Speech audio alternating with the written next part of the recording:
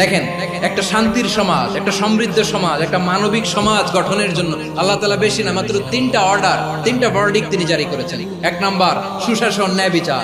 দুই নাম্বার ইহসান। তিন নাম্বার নিকটাত্মীয়, যারা কাছে তোমার ভেরি ক্লোজ রিলেশনশিপে আছে তাদেরকে দাও। দাও, দিলে বাড়িয়ে দেয় কে? অনেকে দিতে চায় না, কৃপণতা করে। দিলে বাড়ায় দেয় কে? ও মিয়া, মদিনার মধ্যে সবচাইতে গরিব সাহাবী ছিল বেলাল রাদিয়াল্লাহু তাআলা আনহু।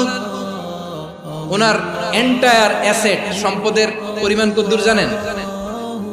একটা লুঙ্গি। বেলাল রাদিয়াল্লাহু তাআলা আনহু, ওনার টোটাল ওয়েলথের এস্টিমেশন হচ্ছে মাত্র একটা লুঙ্গি। একটা লুঙ্গি, টোটাল ওয়েলথ এস্টিমেশন, টোটাল সম্পদের পরিমাণ বেলাল রাদিয়াল্লাহু তাআলা আনহু কি ছিল? ওই বেলাল রাদিয়াল্লাহু তাআলা আনহুকে বিষ্ণু ইসলাম বলেছেন, আনফিক ইয়া বেলাল, ও বেলাল তুমিও দাও। ওয়ালা তাখশা মিন যিল আরশি ইখলালা, আরশের অধিপতির তো কোনো ঘাটতি নাই, তুমি দিলে ওই আল্লাহ তোমারে বাড়ায় দিবে।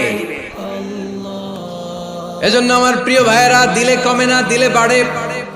অনেকে ধরে রাখে, নতুন কিছু নিতে পারে না, হাত দিয়ে যেটা ধরে রেখেছেন এটা দিয়ে দেন, বড় একটা ধরার সুযোগ পাবেন। জোরে বলেন ঠিক কিনা?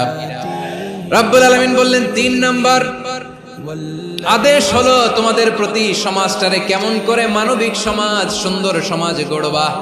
৩ নাম্বার আদেশ হলো ওয়াআতিদাল কুরবা হাক্কা, নিকটাত্মীয়দেরকে তাদের প্রাপ্য বুঝিয়ে দাও।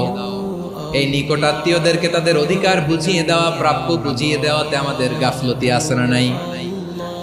অনেকে দেখবেন অনেক আল্লাহওয়ালা, তাহাজ্জুদ গুজার, সেজদা দিতে দিতে কপালে কালো দাগ ফেলে দিছে, সে তার বোনের হকটা আদায় করে নাই, আছে না নাই? অনেক বড় হাজী সাহেব, বিশাল লম্বা দাড়ি, ছেলেরে সব দিয়ে দিছে, মেয়েরে কিছু দেয় নাই, মেয়ের হক আদায় করে নাই, আছে না নাই? এই হাজী সাহেবেরা, এই আল্লাহওয়ালারা কিয়ামতের ময়দানে আটকে যাবে। আপনি অন্যের অধিকার নষ্ট করেছেন, তাদের রাইটস কে ভায়োলেট করেছেন। এজন্য আল্লাহ তাআলা বলেন, কারো অধিকার যদি কেউ নষ্ট করে, ওই সমাজটা মানবিক সমাজ কঠিনকালেও হতে পারে না। এজন্য ৩ নম্বর আল্লাহ বললেন, ওয়া ইতা ইদিল কুরবা, নিকটাত্মীয়দেরকে দাও। কি দিবা? তাদের অধিকার দিয়ে দাও। বোনের অধিকার বুঝিয়ে দাও, মেয়ের অধিকার বুঝিয়ে দাও, ফুফুর অধিকার বুঝিয়ে দাও। দেখবেন অনেক মায়েরা ছেলের পাতে মুরগির রান দেয়, মেয়ের পাতে দেয় মুরগির ঠ্যাং। তো মেয়ের কি মুরগির রান খেতে মনে চায় না? মনে চায় না? এমনটা করা যাবে না। নিকটাত্মীয়দেরকে অধিকার দিয়ে দাও, নিকটাত্মীয়ের সাথে সুসম্পর্ক রাখো। আদেশটা কার?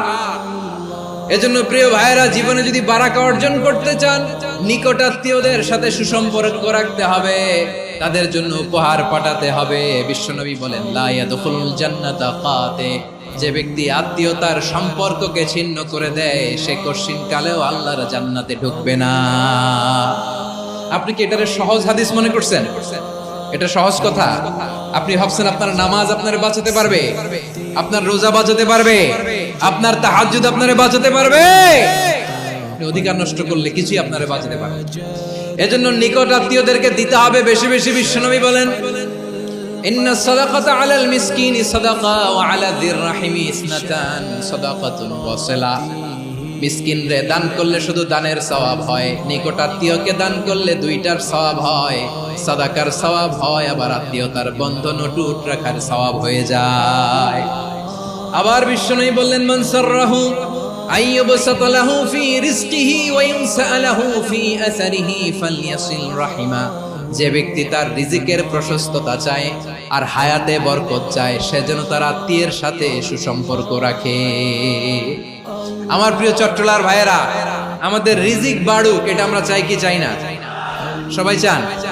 হ্যাঁ, আমাদের রিজিকে প্রশস্ততা আসুক, চাই কি চাই না? আমাদের হায়াতে বরকত আসুক, আমরা চাই কি চাই না? এই দুইটা যদি চান, তাহলে নিকটাত্মীয়দের সাথে সুসম্পর্ক রাখবেন। পারবেন? তাহলে সমাজটারে মানবিক সমাজ বানায় দিবে কে? 3টা আদেশ চলে গেল। 1 নম্বরে কি ছিল? 2 নম্বরে, 3 নম্বরে নিকটাত্মীয়দেরকে দান। আল্লাহ তাআলা 3টা জিনিসের যেমনি আদেশ করেছেন, অনুরূপভাবে 3টা বিষয় তিনি বারণ করেছেন, নিষেধ করেছেন। ওগুলোর কাছেও যাওয়া যাবে। রাব্বুল আলামিন বলেন, ওয়ায়ানহা আনিল ফাহশাই মুনকারি ওয়াল বাগি। আমি যেমনি তিনটি বিষয় আদেশ করলাম